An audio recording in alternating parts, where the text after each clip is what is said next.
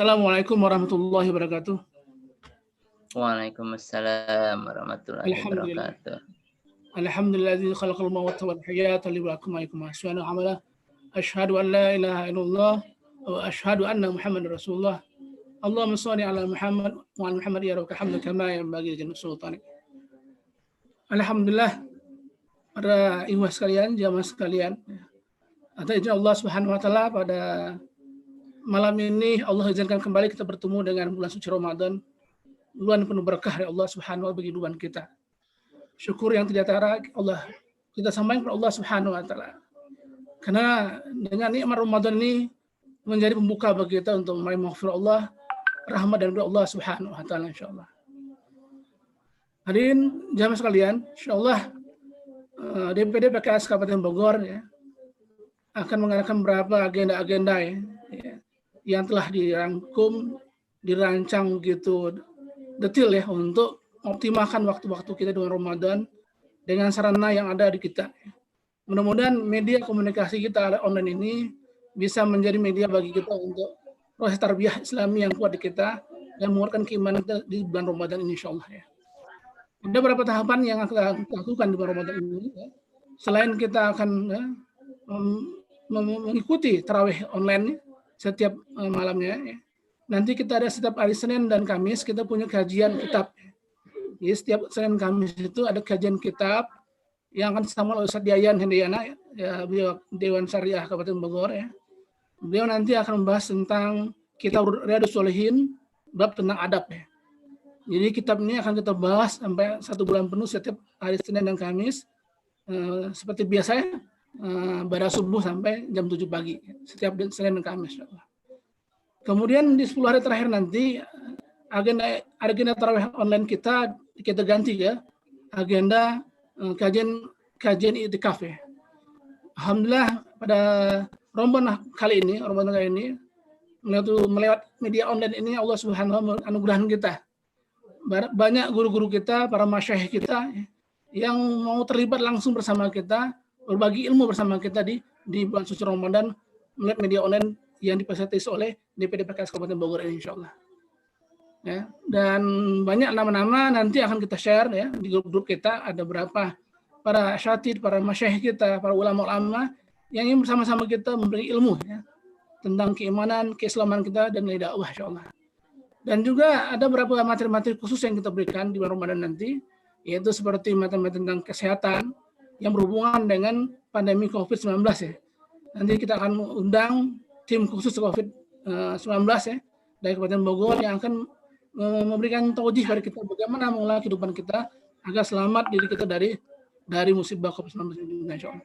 Dan banyak program-program lain, agenda lain yang akan dibahas di bulan Ramadan ini ya. Nanti akan di-share di grup-grup kita nanti ya. Berkaitan dengan kajian-kajian kita secara ekonomi, kekeluargaan, keumahatan dan rumah tanggaan insyaallah.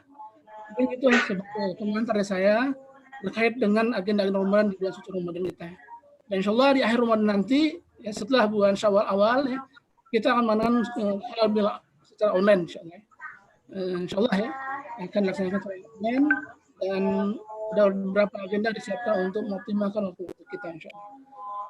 Baiklah jemaah sekalian, sebagaimana kita sampaikan dan kita sudah promosikan itu kan lewat media-media kita di media sosial. Insyaallah pada malam ini ya kita akan mendapatkan sebuah taujih rohaniyah, taujih imaniyah terkait dengan tarawih kita malam ini yang akan disampaikan oleh guru kita, masyayikh kita, orang tua kita yaitu Kiai Haji Profesor Dr. Hafiduddin Nasri. Alhamdulillah beliau sudah hadir bersama kita dan untuk maksimal waktu kita kami persilakan kepada Pak Kiai untuk mulainya. Tafadhol Pak Kiai. Assalamualaikum warahmatullahi wabarakatuh.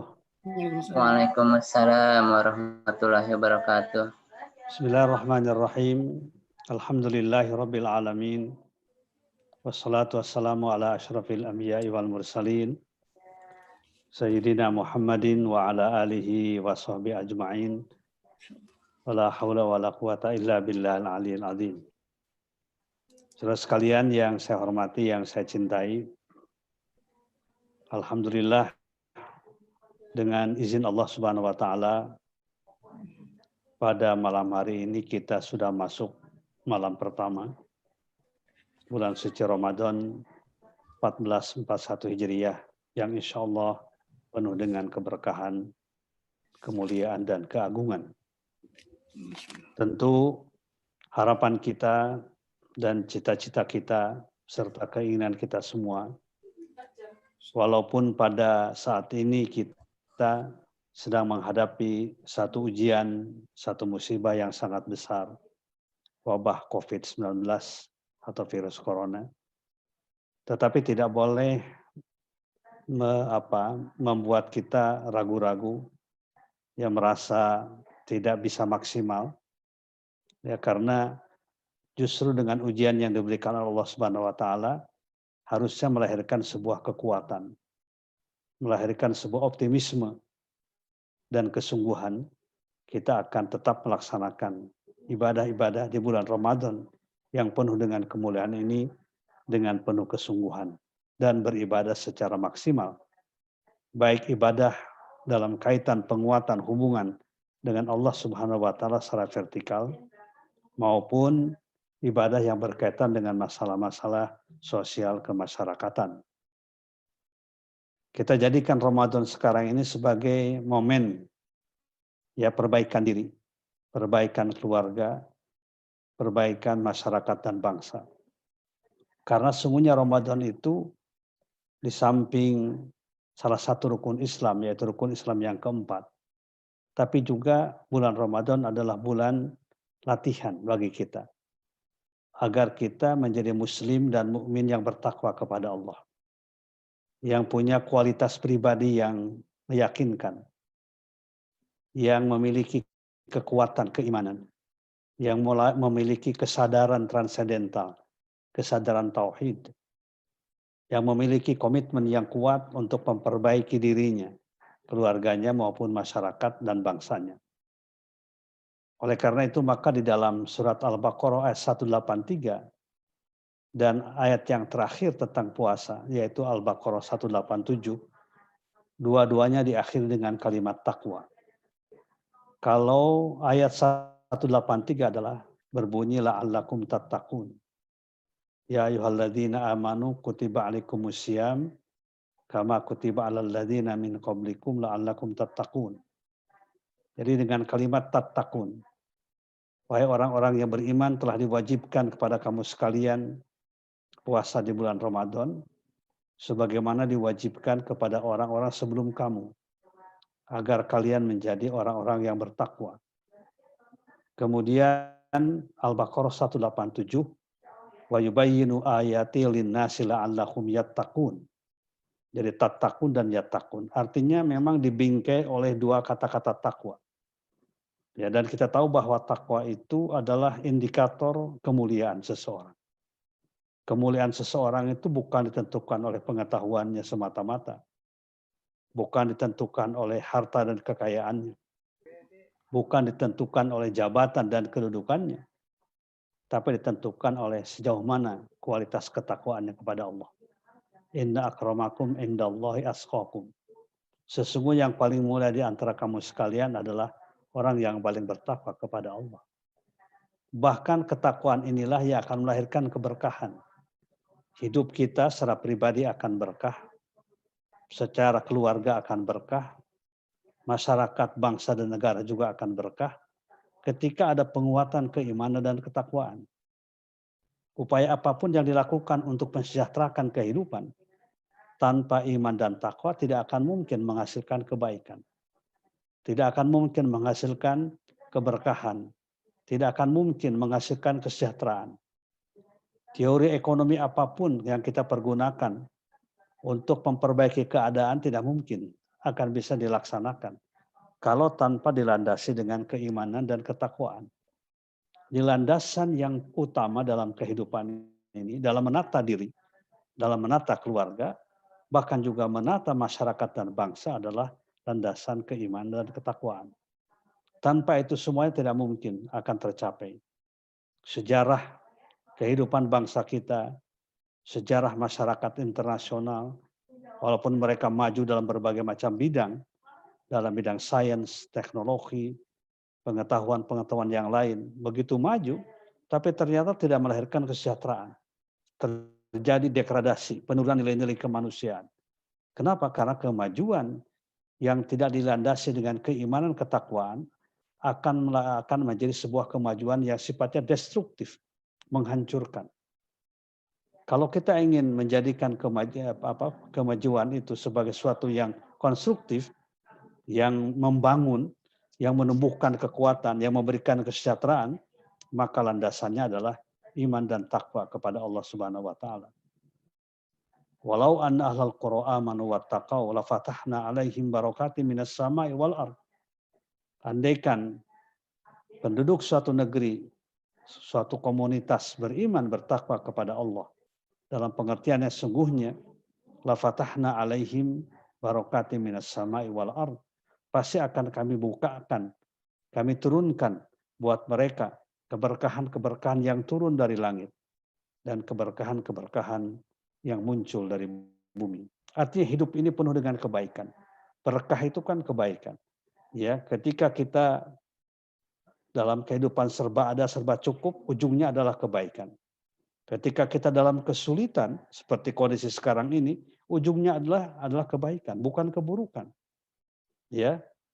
Bagi umat Islam, orang yang beriman, yang bertakwa kepada Allah, segala sesuatu disikapi dengan sikap positif, dengan husnudzon kepada Allah, bukan suudzon. Orang yang beriman tidak pernah frustasi dalam menghadapi keadaan.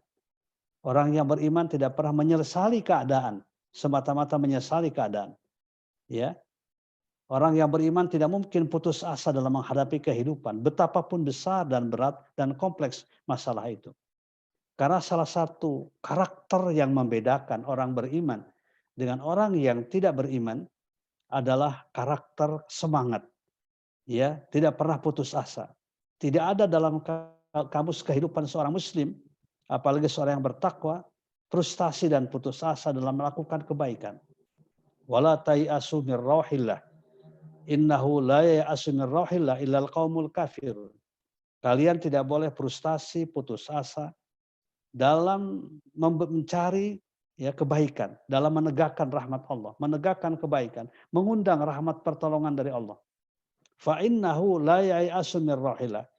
Sesungguhnya tidak pernah berputus asa terhadap rahmat dan pertolongan Allah, ya, kecuali orang-orang yang kafir, orang-orang yang tidak beriman kepada Allah Subhanahu wa taala. Bahkan ketika menghadapi situasi yang berat, yang menghadapi kelompok-kelompok orang-orang yang tidak senang dengan kebangkitan dan kemajuan umat Islam, kita pun juga tidak boleh merasa ihanah, rendah diri. Ya, kita harus tetap optimis dan yakin Allah akan memberikan pertolongan kepada kita. Itu keyakinan orang yang beriman, keyakinan orang yang bertakwa. Dalam Al-Quran juga surat An-Nisa Allah menjelaskan ayat 104 ya. Wala tahinu fi ibtigha'il qaum in takunu ta'lamuna fa innahum ya'lamuna kama ta'lamun wa tarjuna minallahi ma la yarjun. Ya, kalian tidak boleh rendah diri menghadapi siapapun juga orang-orang yang tidak senang dengan kebangkitan kemajuan Islam. Ya. Jika kalian merasa capek, sakit menghadapi perjuangan, melakukan kegiatan dakwah amar ma'ruf nahi munkar, banyak tantangan, banyak hambatannya. Ya. In takunu ta'lamun, kalau kalian merasa sakit, ya merasa berat, fa innahum ya'lamuna kama ta'lamun. Mereka juga sama capek, berat, sakit, ya banyak biaya yang dikeluarkan. Kama ta'lamun, seperti kalian juga capek. Tetapi watarjuna minallahi ma la yarjun. Tetapi kalian orang-orang beriman itu punya harapan, optimisme. Yang harapan dan optimisme ini tidak dimiliki oleh orang-orang yang tidak beriman. Nah, oleh karena itu maka kesempatan Ramadan pada tahun ini yang kita berhadapan dengan berbagai macam masalah harus dijadikan juga oleh kita sebagai upaya pembenahan diri kita, keluarga kita maupun masyarakat kita. Sebuah momen yang sangat tepat kalau menurut saya. Momen sekarang ini, Ramadan ini, ketika Allah menurunkan musibah, ujian, ya, yang tidak pernah terbayangkan oleh kehidupan manusia. Kita sendiri tidak pernah membayangkan COVID ini begitu dahsyat dampaknya dalam waktu singkat, ya, terkapar, ya, hampir 200 negara bahkan lebih sekarang ini, ya, dan tidak mengenal siapapun juga. Ya, kalau dulu banyak yang sakit kalau di kolera segala macam, kebanyakan masyarakat bawah, kelas bawah yang hidupnya belum mapan, aspek ekonomi kesejahteraannya belum baik. Tapi sekarang tidak mengenal itu. Ya, ada pangeran, ya, ada menteri, ada pemain bola yang bergelimang dengan uang, ya, ada artis juga, ada segala macam golongan, ya, terkapar oleh COVID-19 ini. Ini apa maknanya? Maknanya adalah membuktikan kekuasaan Allah, kebenaran Allah, janji Allah bahwa Dialah satu zat yang maha kuasa, maha menentukan segala-galanya. Maka kita pun juga sebagai mukmin harus mensikapi ini dengan sebuah keyakinan, ketawakalan kepada Allah Subhanahu wa taala. Harus kita bangun kembali kepasrahan. Tentu juga dengan usaha dan ikhtiar. Seperti sekarang lah yang kita lakukan. Ya, kita pasrah dan tawakal pada qadar Allah. Ini semuanya merupakan qadar dan ketentuan Allah. Tapi juga ikhtiar yang bersifat fisikal, yang bersifat materi kita lakukan.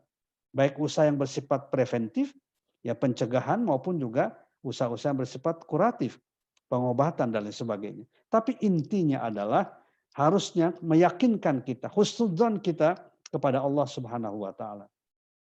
Di dalam surat Al-A'raf ayat 156 Allah menjelaskan, qala adzabi usibu bihi man asya wa rahmati wasi'at kullasyai. Ya, musibah itu bisa menjadi azab dari aku, ya aku akan timpakan kepada siapapun juga, orang yang aku kehendaki. Usibu bihi man asya min ibadi. Ya, aku berikan, aku timpakan kepada setiap orang yang aku kehendaki dari hamba-hambaku. Tapi warahmati wasi'at kullasyai. Dan rahmatku adalah lebih luas daripada azabku. Lebih besar, lebih tinggi. Ya. Tetapi aku akan berikan fasa'aktubuha lilladzina yattaqun. Aku akan berikan, aku akan catatkan bagi orang-orang yang bertakwa.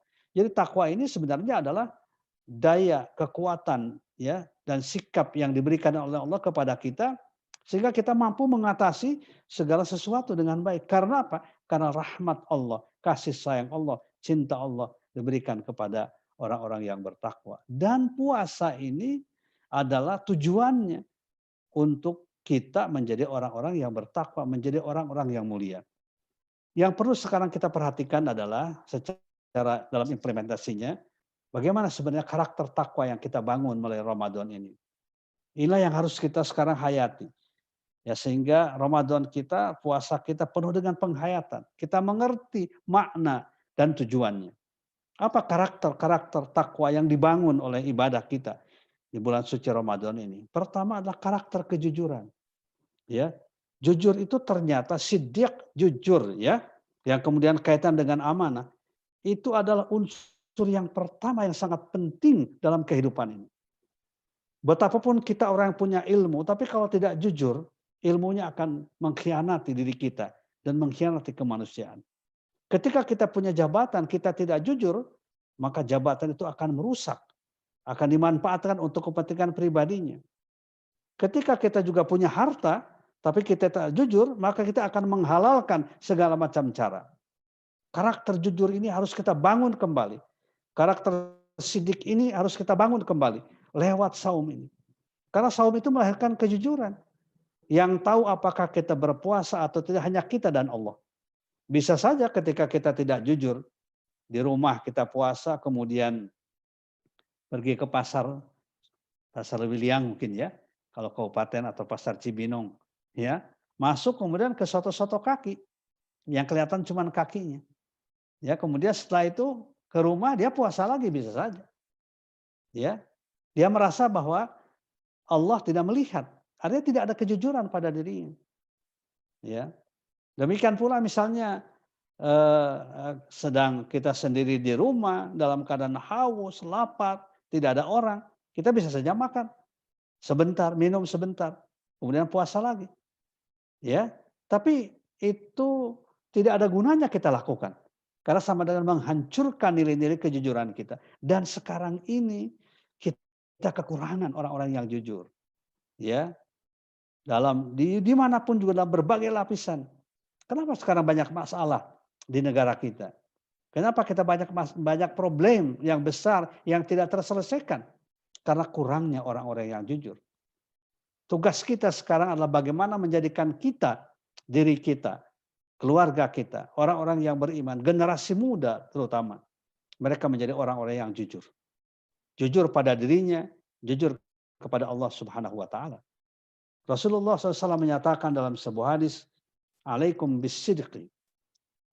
Hendaknya kalian selalu jujur. Alaikum bisidqi. Hendaknya kalian selalu jujur. Fa inna sidqa yahdi ilal birri. Ya, karena sungguhnya kejujuran itu akan melahirkan kebaikan.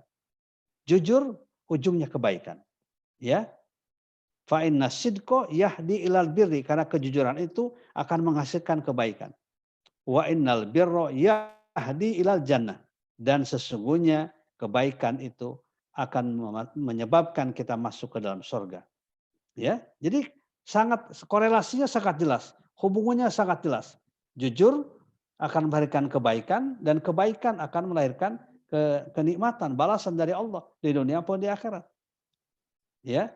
Dan apabila seseorang sudah terus berusaha jujur, maka Allah akan mencatatnya sebagai orang yang jujur. Ketika jadi pejabat dia jujur, ketika jadi pedagang dia jujur, ya, ketika dia jadi karyawan dia jujur, ketika jadi anggota legislatif dia jujur, ya, ketika dia duduk di pemerintahan juga jujur, dalam segala jujur.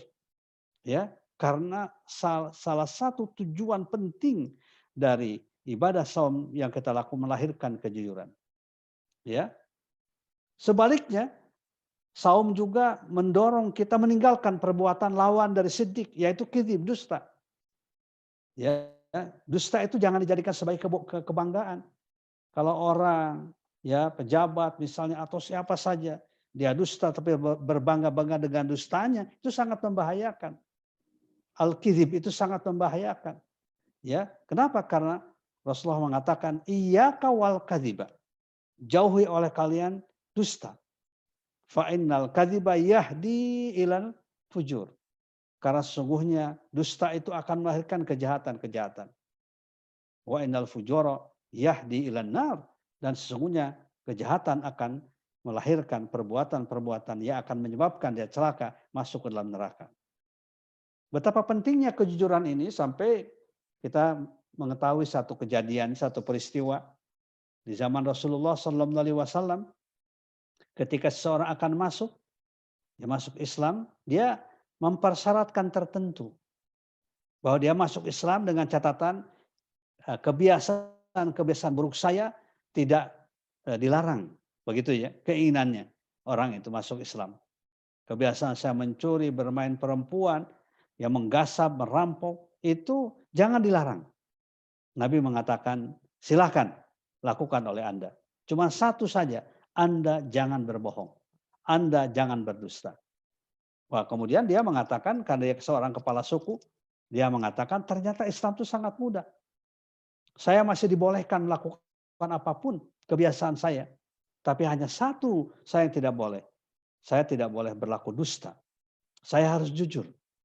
Ya, dan ternyata dengan sebab hanya satu saja oleh Rasulullah dikatakan tidak boleh dusta, harus jujur, ternyata dia mampu meninggalkan perbuatan-perbuatan buruk itu. Ketika dia mau mencuri, kemudian berpikir dalam dirinya, kalau saya mencuri, saya bawa harta, pasti saya tidak akan mengatakan kepada istri dan anak saya ini hasil curian, nggak mungkin. Ya, ketika saya berzina dengan seseorang, ya, tidak mungkin saya berlaku jujur kepada istri dan keluarga saya. Akhirnya dengan sebab didorong untuk menjadi jujur, tidak boleh berdusta, maka orang itu mampu meninggalkan perbuatan-perbuatan yang buruk.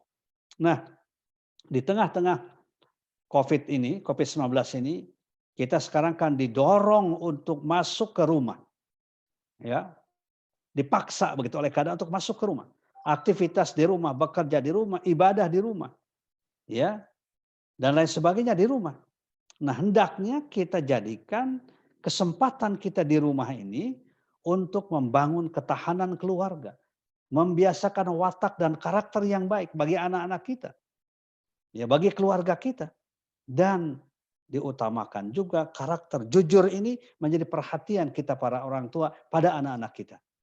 Mereka dibiasakan jujur dalam segala hal. Ya, di sekolah tidak boleh ada lihat catatan ketika ujian. Ya, para guru kalau melihat muridnya melihat catatan, berarti dia tidak jujur. Harusnya dikeluarkan itu. Ya, karena dia akan nanti kalau jadi pemimpin menjadi pemimpin yang tidak jujur. Ya. Kalau dia terbiasa melakukan hal yang tidak jujur. Nah, apalagi di sekarang makanya kita sangat sedih ya ketika ada beberapa sekolah yang sengaja memberitahu ketika ujian nasional. Ya jawabannya. Karena tujuannya apa? Ingin supaya sekolahnya 100% lulus. Bukan ingin melahirkan anak didik yang jujur, yang punya karakter, yang bertanggung jawab, tapi justru ingin sekolahnya dicatat sebagai sekolah yang berprestasi karena mengeluarkan ya pelajarnya, meluluskan pelajaran setiap tahun selalu 100%. Sudah lain niatnya, motivasinya. Kenapa sekarang menjadi apa? Menjadi rusak ini keadaan karena hilangnya kejujuran.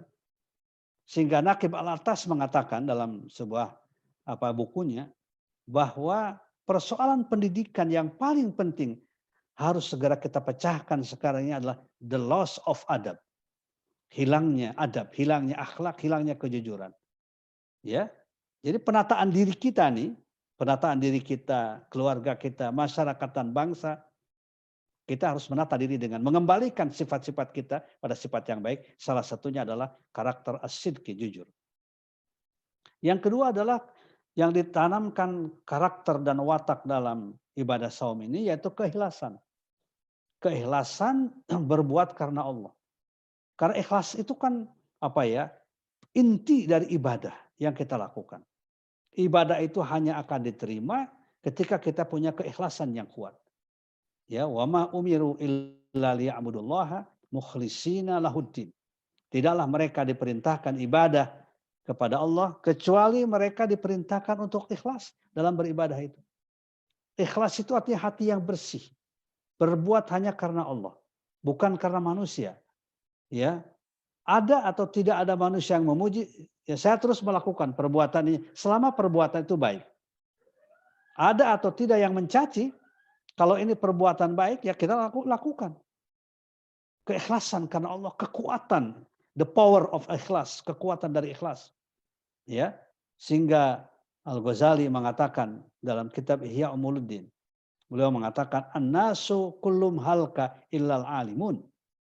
Setiap manusia semuanya akan celaka, illal alimun, kecuali orang yang punya ilmu. Setiap manusia akan rugi, akan celaka, illal alimun, kecuali orang yang punya ilmu. Wal alimuna kulum halka illal mukhlisun. Ya, wal alimuna kulum halka illal amilun. Ya. Dan orang yang punya ilmu pun juga dia akan celaka, akan rugi, kecuali orang yang mengamalkan ilmunya. Jadi bukan sekedar ilmu untuk ilmu. Makanya Islam tidak mengenal science for science. Al-ilmu lil ilmi. Ilmu itu untuk diamalkan. Ya, saya ulangi. Setiap manusia pasti akan rugi kecuali orang yang berilmu. Dan setiap orang yang berilmu pun juga akan merugi, tidak ada gunanya. Illal amilun, kecuali orang yang mengamalkan ilmunya. Wal amiluna kullum halka illal mukhlisun. Dan orang yang mengamalkan ilmunya pun juga dia akan rusak, dia akan rugi, illal mukhlisun, kecuali orang yang ikhlas. Jadi yang tidak akan merugi itu dari orang punya ilmu, mengamalkan, maka yang tidak akan merugi illal mukhlisun, kecuali orang yang ikhlas. Tapi beliau mengingatkan, Al-Ghazali mengatakan, wal mukhlisuna ala khatarin azim. Ya, dan orang yang ikhlas itu ala khatarin azim, pada bahaya yang sangat besar karena banyak godaan-godaan untuk tidak ikhlas. Ya. Kalau sebelum sholat digoda orang supaya tidak sholat. Kalau ketika sholat digoda orang supaya sholatnya tidak benar. Ya. Kalau sebelum infak digoda orang itu supaya jangan infak. Ngapain infak? Nggak ada gunanya. Ya. Harta kalian capek-capek ngumpulkan, kemudian kau harus diberikan. Digoda supaya tidak berinfak. Dan ketika sudah berinfak, digoda juga supaya tidak ikhlas. Jadi khotorin azim. Ya, memiliki masalah yang besar, tantangan yang besar untuk menjadikan keikhlasan. Nah, saum itu melatih keikhlasan karena Allah. Makanya hadis qudsi mengatakan, kullu amali ibni Adam lahu illa siyam. Fa innahu li wa ana ajzi bihi.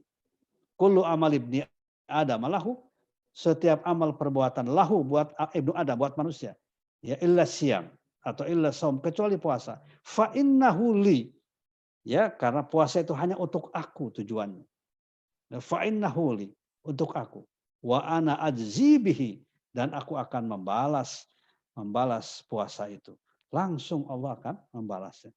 Jadi ini menggambarkan bahwa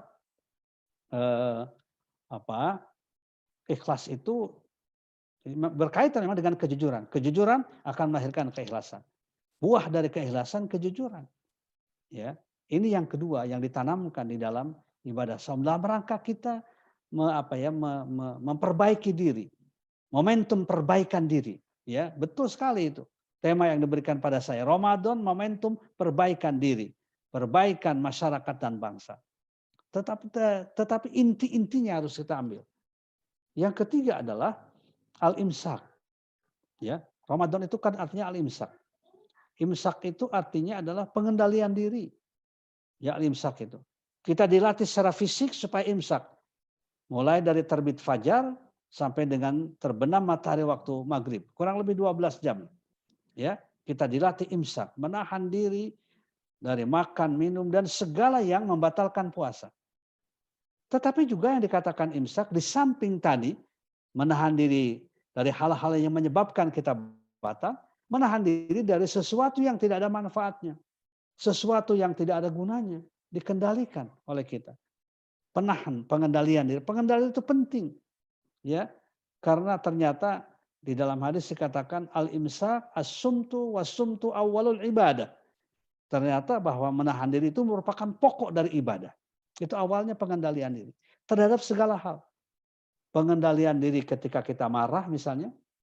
Orang yang tidak bisa mengendalikan diri ketika marah membahayakan. Ya. Kan orang pasti selalu ada kadang marah gitu ya. Yang dilarang itu bukan marahnya ya. Karena marah sifat manusia. Yang dilarang adalah marah tanpa terkendali. Ghadab ya, tapi tidak terkendali. Marah tapi tidak terkendali, membahayakan. Demikian pula cinta pada sesuatu, cinta pada harta. Ya, manusia wataknya karakternya cinta pada harta, tapi harus dikendalikan diri. Sebab kalau kita cinta pada harta, ya tidak mengendalikan diri, kita akan menggunakan berbagai macam cara untuk mendapatkan harta itu. Menipu, korupsi dan lain sebagainya. Ya. Pada jabatan, kedudukan misalnya kita cinta, wajar kalau kita cinta pada jabatan, kedudukan manusiawi. Tapi kalau cintanya tidak terkendali terhadap jabatan kedudukan, kita juga akan menghalalkan segala macam cara untuk mendapatkan kedudukan. Mengingkari janji, seperti kita lihat dalam kehidupan ini. Ya, orang mudah saja ingkar pada janjinya. Ya, ketika musim kampanye, ya dia berjanji segala macam. Ya, dibangun pencitraan yang luar biasa. Ya, tapi kemudian juga tidak ditepati janji-janjinya itu. Ya, jadi begitu cintanya sehingga mengabaikan faktor-faktor yang berkaitan dengan akhlak, dengan moral. Ya, demikian pula hal-hal yang lainnya. Ya, hal-hal yang lainnya kita harus al-imsak, mengendalikan diri. Apalagi dalam kehidupan yang sekarang ketika kita berhadapan dengan masalah. Kita harus mengendalikan diri dari materi yang berlebihan, dari mengkonsumsi yang berlebihan. Ya, mengendalikan dari hal-hal yang tidak ada gunanya, dikendalikan oleh tadi imsak. Ya, kita harus prihatin dengan kondisi ini. Pemimpin harus prihatin, ya, pejabat harus prihatin. Demikian pula yang lainnya, kaum muslimin harus prihatin. Ya, harus empati, simpati kepada mereka yang menderita sekarang ini. Harus bisa mengendalikan diri walaupun kita punya uang, kita ingin beli sesuatu secara berlebihan. Bisa saja kita lakukan, tapi kita harus punya empati, simpati kepada mereka yang membutuhkan. Kendalikan diri kita. Nah, demikian pula kecintaan yang berlebihan harus dikendalikan. Ya, demikian pula benci juga harus dikendalikan. Ya, Rasulullah SAW dalam sebuah hadisnya yang sangat indah, beliau mengatakan begini, ahbib habibaka haunama, asa ayyakuna baghidaka laumama. Ya, wabkid baghidata haunama, asa ayyakuna habibaka laumama. Cintailah oleh Anda orang yang mencintai orang yang Anda cintai. Cintai oleh Anda orang yang Anda cintai. Tapi sederhana saja, jangan berlebih-lebihan. Sebab siapa tahu orang yang Anda cintai kelak akan menjadi orang yang Anda musuhi. Ya, kita sangat cinta betul, luar biasa, percaya betul. Ya. Nah, tapi ternyata karena kepercayaan begitu hebat, begitu besar, ternyata bisa mengkhianati pada kita. Apalagi dalam dunia politik, pengkhianatan itu dianggap kebiasaan. Ya. Dan ketika kita membenci seseorang, bencilah sederhana saja. Sebab siapa tahu orang yang Anda benci adalah orang yang Anda menjadi sahabat Anda kelak kemudian hari. Itu gambaran tentang imsak. Jadi sekali lagi bahwa menata diri ini kita dengan mengambil pelajaran yang berharga dari ibadah saum yang kita lakukan, ya, ibadah saum yang kita lakukan, pengendalian diri, ya, kemudian juga kejujuran, keikhlasan, itu bagian-bagian penting. Jadi menurut saya adalah menata diri secara batin, secara ruhiyah diperlukan. Ramadan itu tempatnya. Latihan-latihan penguatan secara rohani kehidupan kita. Nah, demikian pula yang lainnya ya. Demikian pula yang lainnya bisa kita manfaatkan ya Ramadan ini untuk menata diri kita. Ya, kesempatan ini menata diri kita, keluarga kita dengan sebaik-baiknya, kemudian akhirnya berujung pada menata bangsa dan masyarakat kita. Bangsa dan masyarakat kita tidak akan pernah baik kalau kita tidak menata unit-unit terkecil, unit sosial yang terkecil yaitu keluarga. Dan keluarga pun juga tidak akan pernah baik kecuali dengan menata individu-individu yang hidup dalam keluarga itu. Bapak, ibu, anak-anak harus tumbuhkan kecintaan kepada nilai-nilai Ramadan ini. Kejujuran, keikhlasan, kemudian imsak, mengendalikan diri, dan lain sebagainya.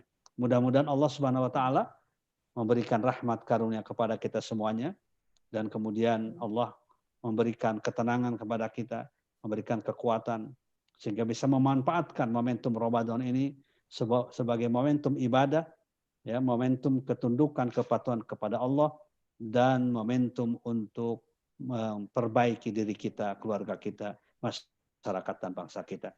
Saya kira demikian. Terima kasih. Assalamualaikum warahmatullahi wabarakatuh. Alhamdulillah para jamaah sekalian telah terdengarkan ya taujih tarawih yang disampaikan Kiai Din Hamsuddin pada kita, dan pada malam ini kami mohon izin ya kepada Pak Kiai untuk memberikan sesi pertanyaan, 3 pertanyaan dari jamaah ya. Tafadhol kepada para hadirin sekalian ya. Kalau ada yang mau bertanya ya, silakan di off-kan mute-nya dan sila langsung bertanya ya, karena tidak ada yang chat yang datang ke kita.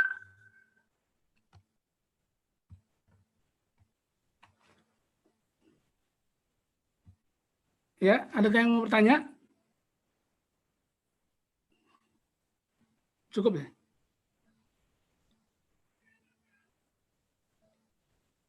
Insyaallah.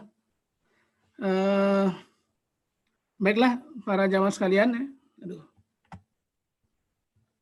Kalau memang tidak ada yang bertanya ya, kita rangkum ya dari pertanyaan, dari paparan dari Kiai pada kita, bahwa Ramadan ini merupakan bulan bagi kita untuk menjaga takwa, dan karakter takwa ini harus kita bentuk ya dalam proses ibadah Ramadan ini.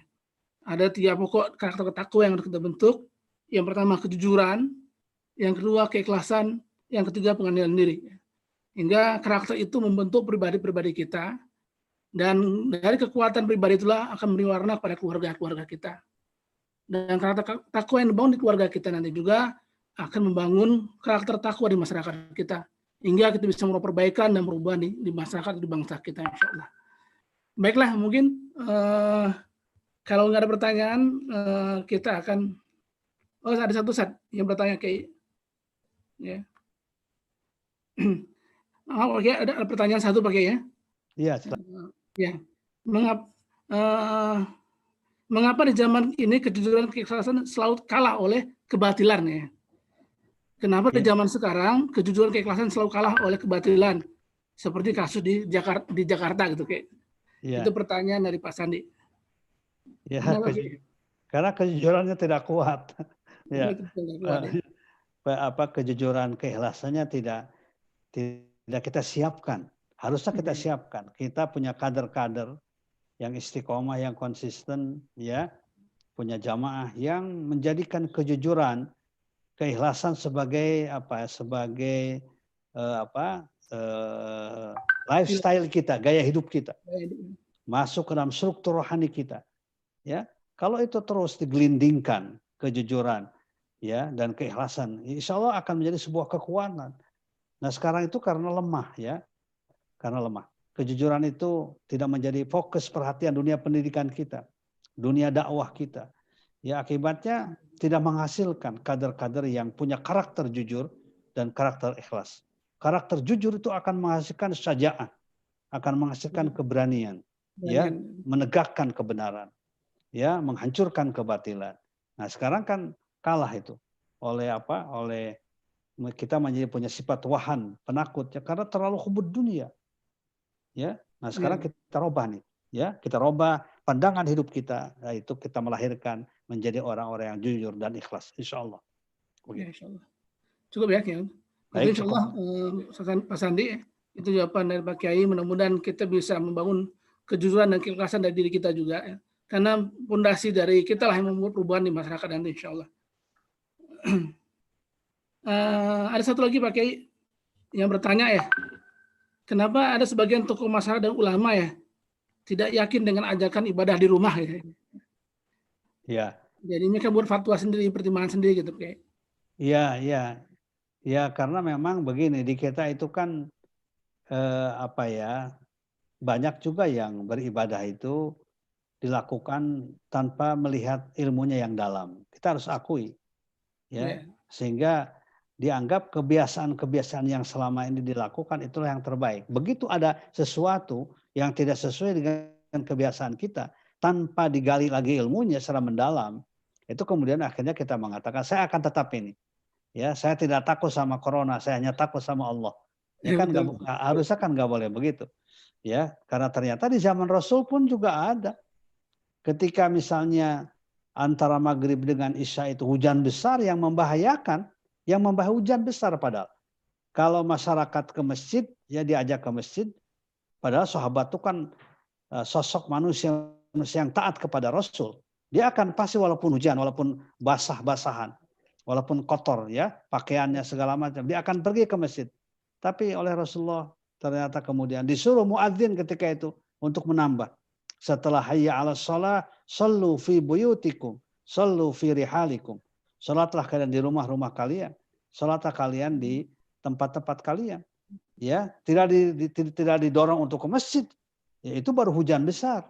Apalagi sekarang wabah ini yang sangat membahayakan, apalagi di daerah yang zona merah atau zona kuning. Itu kan sangat membahayakan. Membahayakannya bukan apa-apa. Ya bukan ke masjidnya yang membahayakan, tapi karena berdekatannya, ya, orang-orang, berkerumunnya orang-orang di masjid.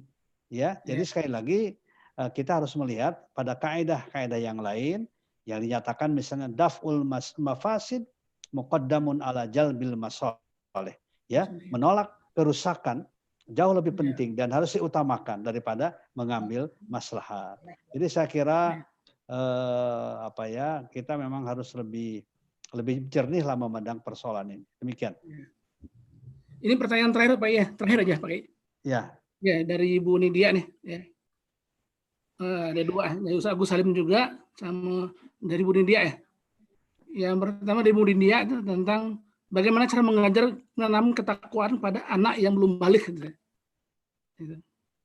Iya, baik. Hampir sama dengan Ustaz Agus Salim juga itu ya. Bagaimana tips menanam kejujuran kepada anak-anak kita di zaman yang penuh dengan hoak dan macam-macam, Mas. Hampir sama saya. Iya. Jadi gini. Kalau kita lihat ya, pendidikan yang diberikan oleh Rasulullah SAW itu menggunakan 4 cara. Ya. Dan cara ini sangat efektif sekali. Apa yang empat cara? Pertama, memberikan ilmunya dulu. Kita jelaskan kenapa kita harus jujur. Apa manfaat jujur itu perlu disampaikan. Ya, sehingga anak-anak kita mulai ngerti kenapa saya harus jujur. Pengertiannya diperbaiki. Yang kedua adalah pembiasaan. Ya, pembiasaan. Dibiasakan apa saja jujur. Ya. Nah, gitu ya. Sehingga kejujuran itu melekat pada dirinya. Dia berani mengatakan sesuatu yang salah dan berani mengatakan sesuatu yang benar itu benar. Ya. Jadi pertama pengetahuan, yang kedua pembiasaan, yang ketiga contoh uswah. Ya. Nah, uswah hasanah, contoh yang baik. Ya, dari orang tuanya, ya, dari ibunya. Ya, bagaimana kedua-duanya bisa dipercaya sebagai orang yang jujur dalam segala hal. Ya, itu nanti akan melekat tuh, ya, dari anak-anak itu kepada sifat-sifat kejujuran, sifat-sifat yang baik dari kedua orang tuanya. Yang ketiga, law enforcement. Yang ketiga itu. Maksudnya adalah ketika anak itu jujur, kita berikan reward, ya, berikan penghargaan. Penghargaan tidak mesti dengan uang, ya, bisa dengan kata-kata yang indah, ya, dan tapi juga kalau dia melakukan kesalahan tidak jujur, itu ditegakkanlah, ya, punishment-nya, ya, sanksinya harus, ya. Misalnya di sekolah saja, kalau ada murid kita guru, ada murid kita sedang ujian untuk melihat catatan, perlu dikenakan punishment. Ya, misalnya dia tidak mata kuliah itu tidak lulus. Kalau perlu tidak naik nanti. Nah, gitu ya.